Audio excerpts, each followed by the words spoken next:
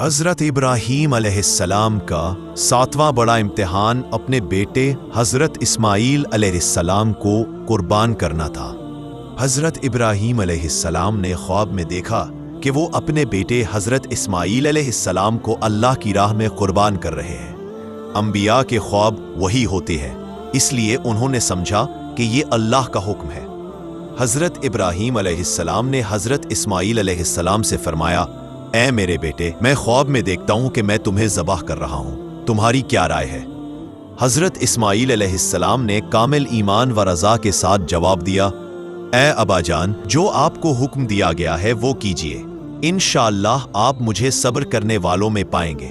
باپ اور بیٹا دونوں اللہ کے حکم کی تعمیل کے لیے میدان میں نکلے۔ حضرت ابراہیم علیہ السلام نے بیٹے کو پیشانی کے بل لٹایا تاکہ چہرہ نظر نہ آئے اور محبت آڑے نہ آئے۔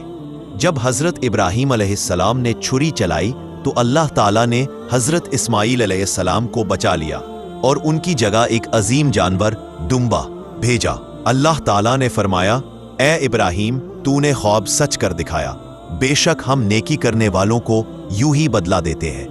اس امتحان کی اہمیت، یہ امتحان اللہ کی رضا پر کامل اعتماد، قربانی کی انتہا کی مثال ہے۔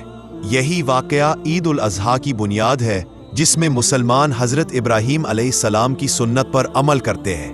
اس امتحان نے حضرت ابراہیم علیہ السلام کو خلیل اللہ یعنی اللہ کا دوست کا اعلیٰ مقام عطا کیا۔